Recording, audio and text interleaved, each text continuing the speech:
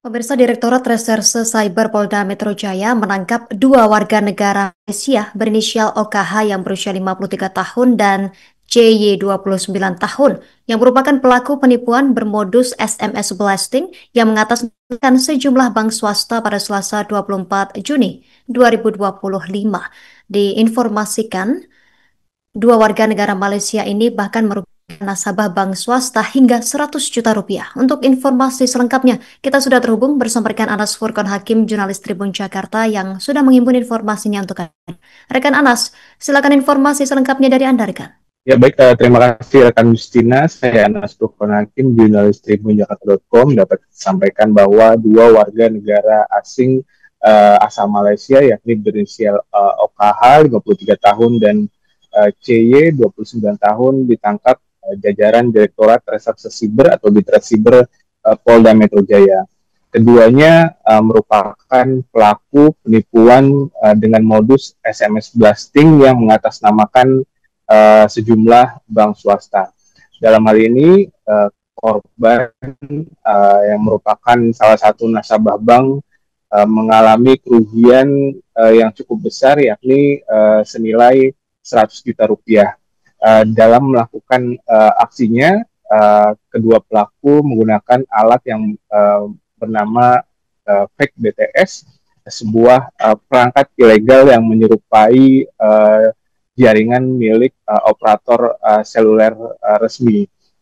Kedua pelaku berbagi tugas, yakni salah satu pelaku melakukan push konten ke sejumlah nasabah bank yang berdasarkan nomor HP yang mereka sudah kumpulkan sebelumnya.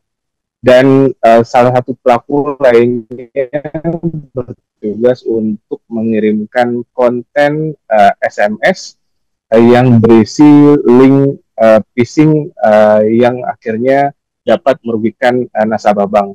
Ketika link phishing itu diklik oleh korban, maka korban diarahkan untuk memberikan sejumlah identitas pribadi mereka, termasuk nama, kemudian alamat tempat tinggal, dan juga nomor kartu kredit.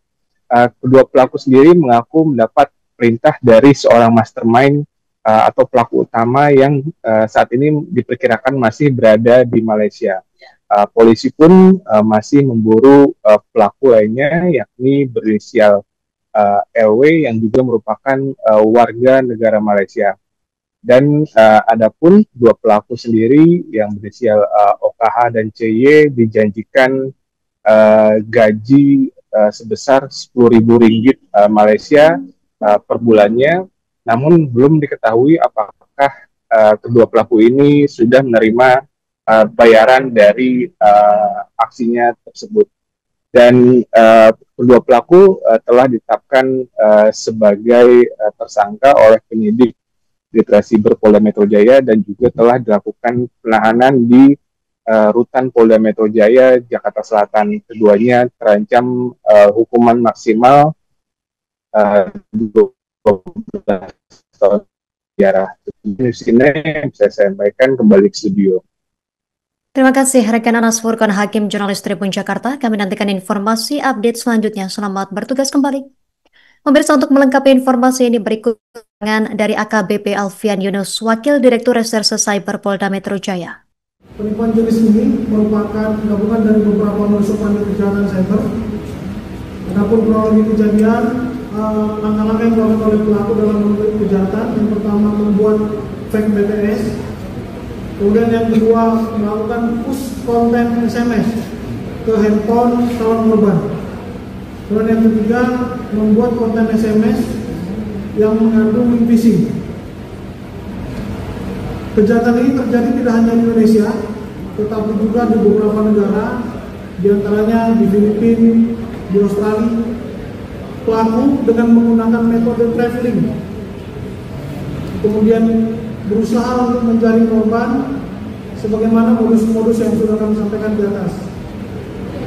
Ketika korban mengklik link yang ada di handphone tersebut, maka korban diharuskan untuk memberikan identitas berupa yang pertama, nomor handphone korban, yang kedua nama, yang ketiga email, yang keempat kode pos, yang kelima kota, yang keenam negara, yang ketujuh jalan.